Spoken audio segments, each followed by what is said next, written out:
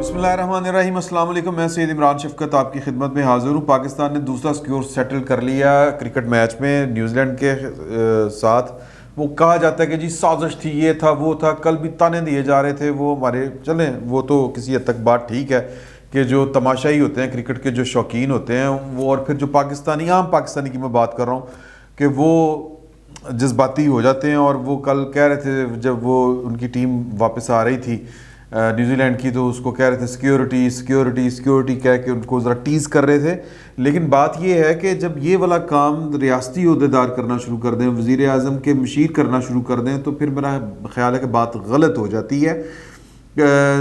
वज़ीर आज़म ने एक जोकर टाइप, मैं माज़रत के साथ कहूँगा, मुझे उनकी हरकतें इसी तरह ही लगती हैं, शुगल शुगल लगाई रखते हैं। वैसे तो वो डॉक्टर हैं शहबाज गिल साहब। उन्होंने एक ट्वीट किया है, ये उनको जेब नहीं देता था, लेकिन वो जिस लेवल के आदमी है, या जो उनका इंटेलेक्ट लेवल है और फिर जो उनका मिजाज है, उसके मुताबिक उन्होंने बिल्कुल ठीक किया है। उन्होंने नाम लिए बगैर मुखातिब किया है न्यूजीलैंड के वज़ीर आज़म को। वो कल तक जो जिसको पूरी दुनिया गीत गा रही थी कि क्या बात है, दुपट्टा लेंदी है तो मुसलमान जफ्फी पांदी है, और वो जनाब इस तरह करके वो जो वाक़या हुआ था उसके ऊपर आइडियलाइज़ कर रहे थे, उसको प्रेज़ कर रहे थे कि ज़मीन आसमान के कलाबे मिला दिए थे। अब ये वो उनको कह रहे हैं कि मुर्शद ने फ़ोन करके समझाया था, उम्मीद है अगली बारी ज़रूरत नहीं पड़ेगी। ये जेसिंडा आर्डन को उन्होंने नाम लिए बगैर, ज़ाहिर है कि वज़ीर आज़म साहब ने उन्हीं को फ़ोन किया था। सिक्योरिटी की वजह से न्यूजीलैंड की टीम ऐन मौके के ऊपर चली गई थी। तो और सिक्योरिटी के मसाइल अगर हम अपनी आंखें बंद करना चाहें तो फिर तो कोई आंखें नहीं ज़बरदस्ती किसी की खुलवा सकता। अगर हमें खुद से हमने झूठ बोलने हैं हस्बे आदत, ये हमारा कौमी मिजाज है, बल्कि कौमी नहीं रियासती मिजाज है कि हमने झूठ बोलना होता है और फ्रॉडबाजी करनी होती है। सिक्योरिटी थ्रेट्स थे, सिक्योरिटी थ्रेट्स होते हैं, और मतलब कि असद उमर साहब ने भी कहा, वो फिर जो एजेंसियों के भी सामने आ गए। लेकिन हम कह रहे थे हमने तो पूरी जनाब फ़ौज, जितनी फ़ौज पूरी न्यूजीलैंड की नहीं है उतनी हमने इनकी टीम को सिक्योरिटी दे दी थी। सिक्योरिटी में मैच नहीं होते हुजूर। मैं ये जो खेलने वाले काम है, जो इंजॉयमेंट और खेल कूद मेले शेले, ये बंदूकों की संगीनों के साए के नीचे नहीं होते। तो और वैसे भी आप देख लें कि अब क्या चल रहा है पाकिस्तान में, ये तरीके लब्बैक जो हैं वाले लोग, वो इस वक्त गुजरांवाला के करीब पहुंच चुके, बल्कि क्रॉस कर चुके हैं गुजरांवाला को, और हमने उनको रोकने के लिए सड़कों के ऊपर खंदकें बना दी हैं, खंदकें खोद दी हैं। मतलब ये यूं लग रहा है कि जिस तरह पाकिस्तान जो है वो किसी खौफनाक जंग, ये खंदकें तो जंगों में खोदी जाती हैं। तो पॉइंट इसमें ये है कि हालात तो हमारे इसी तरह के ही हैं। दुनिया तो फिर जब बाहर जो बैठे हुए लोग हैं वो तो फिर देखते हैं कि यार कि इस मुल्क में चल क्या रहा है, कि पहले जनाब के खुदकुश हमले धमाके थे, ड्रोन अटैक्स थे, और अब जनाब सड़कों के ऊपर जो है वो हला पड़ी हुई है। वज़ीर आज़म साहब जो हैं, ये मामला तो एक साइड पे रह गया न्यूजीलैंड वाला, लेकिन अपने ज़मीनी हक़ाइक़ जो हैं वो बड़े अजीबोगरीब से हैं पाकिस्तान के। तो वज़ीर आज़म साहब जो हैं वो, उनके बारे में मैंने कल भी आपसे गुजारिश की थी कि वो दो टोक अल्फाज में कह चुके हैं कि यार कि इनकी नो मर्सी, कोई रायत नहीं है, और कोई जो कह लें कि हाथ हौला नहीं रखा जाएगा। ये अजीब मामला है थोड़ा सा पाकिस्तान में। आपको याद होगा कि मुमताज़ कादरी जो थे वो, उनको सज़ाए मौत का हुक्म सुनाया गया था, पेंडिंग पड़ा हुआ था केस, या कह लें कि वो सज़ा हो चुकी थी लेकिन उसके ऊपर अदालत के फैसले के ऊपर अमल दरामद नहीं हो रहा था। तब ख़बरें, अब ये ओपन सीक्रेट है कि ख़बरें देने वालों ने ख़बरें तब भी दी थी, अब तो खैर ये बातें खुल के सामने आ चुकी हैं। राहिल शरीफ साहब ने फ़ोन करके उस वक़्त के चीफ जस्टिस से कहा था कि जी कि आप इसके ऊपर जो है वो अमल दरामद करवाएं, सज़ा के ऊपर जो भी आपने करना है, तो हम जो हैं वो आपको सिक्योरिटी की गारंटी देते हैं। अब इस तरह की बातें मार्केट में हैं बिल्कुल।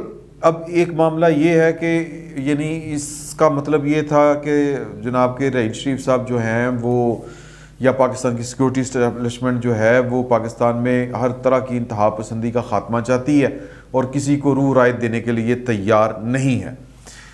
तो अच्छा जी, चलें, ये अच्छी बात है, बुरी बात है, लेकिन ये एक कह लें कि एक फ़ैसला था जिसके ऊपर वो कहते हैं कि जी چاروں نہ چار نواز شریف صاحب کو عمل کرنا پڑا. گورنمنٹ میں تھے، یعنی کیونکہ پاکستان مسلم لیگ نون کی حکومت تھی، وہ بٹرے کر ہی نہیں سکتی پاکستان کے دستور، آئین اور قانون کے مطابق.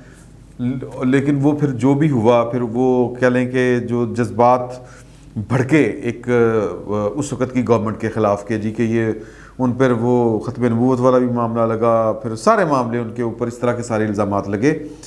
اب معاملہ یہ ہے کہ جو یہ ٹی ایل پی والے ہیں ان کے بارے میں کہیں پر کوئی سافٹ کارنر ہے، لیکن وزیر اعظم صاحب وہ سافٹ کارنر ختم کرنا چاہتے ہیں یا اس کے اوپر سٹینڈ لے کے بیٹھے ہوئے ہیں. ان کو یہ لگتا ہے کہ جس طرح یہ اب ایک خیال ہے کہ جس طرح نواز شریف صاحب کی حکومت کے خلاف پاکستان کے جو مذہبی رجحان رکھنے والی پارٹیاں ہیں، خصوصاً جو ٹی ایل پی یا کہہ لیں کہ جو اسکول آف تھاٹ ہے، سنی اسکول آف تھاٹ یا بریلوی اسکول آف تھاٹ، اس کو استعمال کیا گیا تھا. یعنی کہ ایک تو ووٹ بینک بھی ان کا خراب ہوا، ان کے خلاف اقدامات کروائے جب لیے گئے، اٹھائے گئے، اور وہ پھر وہ بھی ختم نبوت والا بھی آپ کو یاد ہوگا کہ وہ حلف نامے میں وہ کوئی کسر رہ گئی تھی، کوئی غلطی رہ گئی تھی، تو اس کے اوپر بھی تو ان کو لگتا ہے کہ میری گورنمنٹ کے خلاف بھی یہی کچھ ہونے والا ہے یا ہو جائے گا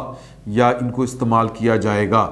تو اس لیے وہ جتنی ان کے پاس پاور ہے، ظاہر ہے کہ ظاہری طور پر تو سارے کے سارے اختیارات حکم پاکستان میں پاکستان کے وزیر اعظم کا لگتا ہے. اس حکم کو کوئی اگر بے اثر کرنا چاہے تو وہ ایک علیحدہ بات ہے. تو حکم جو ہے وہ دے چکے ہیں کہ کوئی رعایت نہیں کرنی، اور وہ جس طرح میں نے آپ کو بتایا کہ گڑھے کھودے جا رہے ہیں، خندقیں کھودی جا رہی ہیں. جو فواد چوہی صاحب ہیں انہوں نے ان کا جو ہے نا بینڈ وہ وزیر اعظم کے ساتھ کبھی بج رہا ہوتا ہے، کبھی ان کا بینڈ جو ہے بقول اسرار کسانہ صاحب کے انہوں نے تھوڑا سا وہ کہہ رہے ہیں کہ ڈھکے چھپے الفاظ میں کہا تھا کہ وہ پنڈی اور جو گجرات کے درمیان جو ایک شہر ہے وہاں سے جو تعلق رکھنے کے والا ایک وزیر ہے، وہ جو اپوائنٹمنٹ تھی D G I S I کی، اس کے معاملے کے اوپر جو رفٹ پیدا ہوا تھا اس میں انہوں نے اس طرف سے کھیلا تھا، یعنی کہ پاکستان کی سیکورٹی اسٹیبلشمنٹ کی طرف سے. تو وہ فواد چوہی صاحب کی طرف ہی اشارہ ہے. تو فواد چوہی صاحب کی معافی چاہتا ہوں، کوئی سمجھ نہیں لگتی کہ وہ کس طرف سے کھیل رہے ہیں.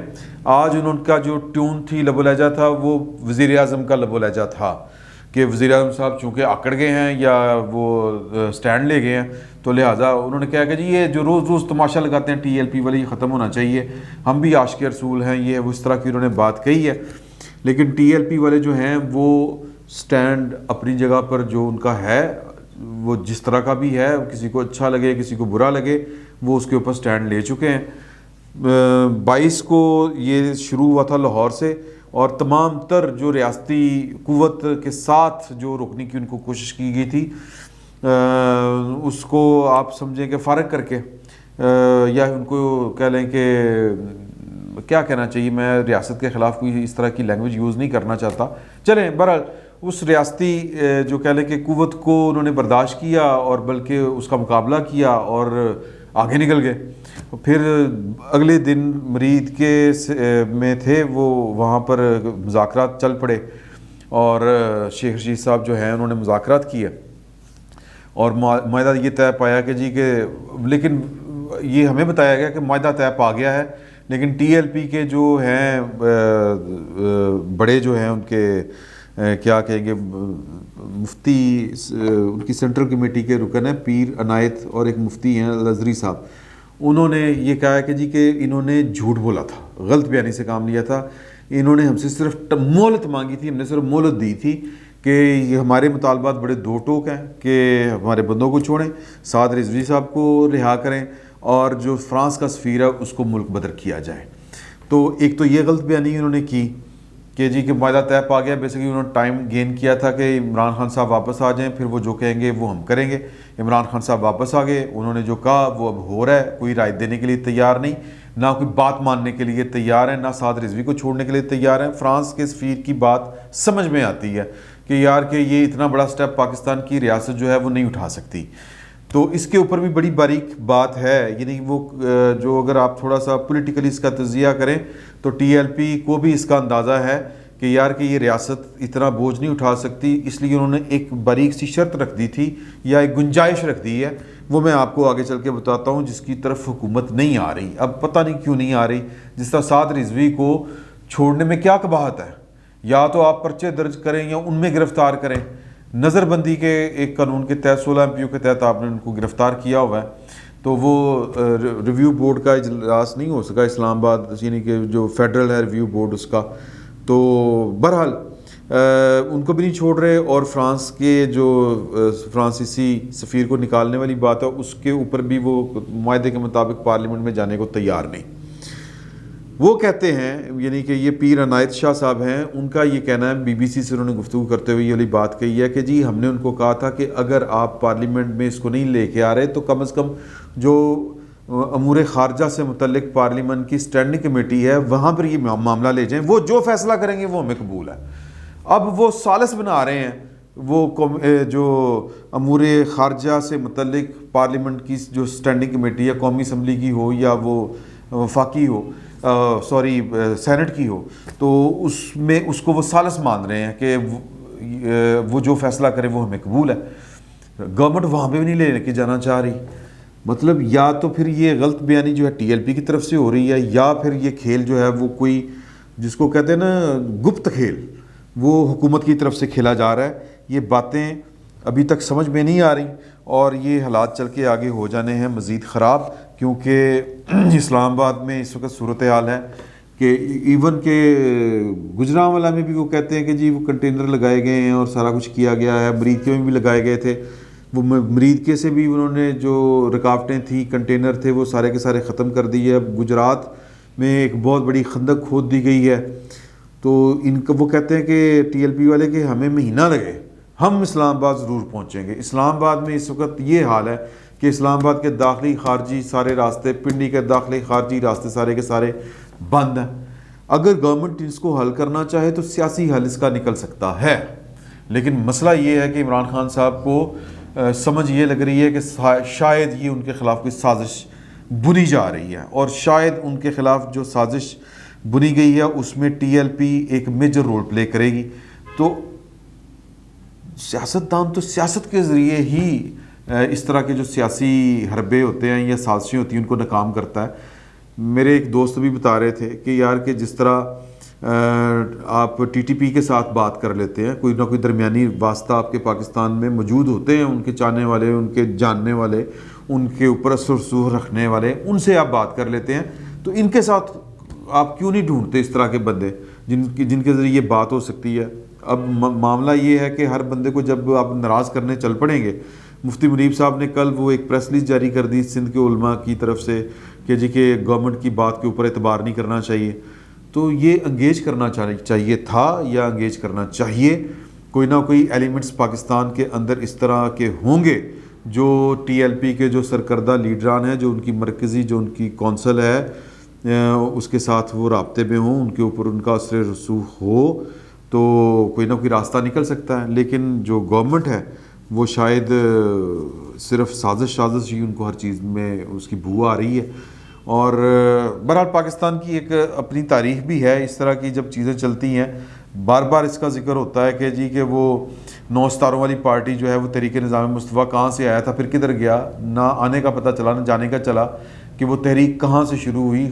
شروع تو وہ ہوئی تھی ووٹ چوری ہونے کے اوپر، الیکشن چوری ہونے کے اوپر، دھاندلی کے خلاف تحریک تھی.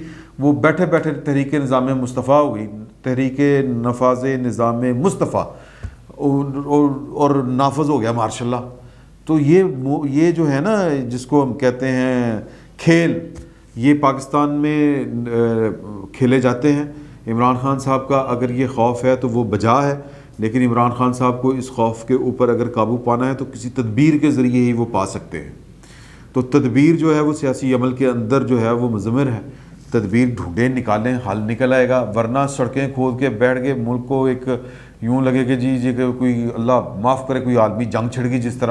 اس طرح تو 65 کی جنگ میں اتنی خندقیں نہیں کھدی تھیں، جی ٹی روڈ کے اوپر خندقیں کھدی جا رہی ہیں. تو عمران خان صاحب کو ہوش کے ناخن لینے پڑیں گے، اور سیاسی جو ہے وہ تدبر کے ساتھ ان مسائل کا حل نکالنا پڑے گا. ادروائز پھر وہ جو سازش ہے وہ پھر اسی طرح ہی کامیاب ہوتی ہے. اگر عمران خان صاحب کو یہ لگ رہا ہے کہ ان کے خلاف سازش ہو رہی ہے تو پھر یہ حرکتیں نہیں ہیں سازشیں ناکام کرنے والی. فی الوقت اتنا ہی. بہت بہت شکریہ آپ.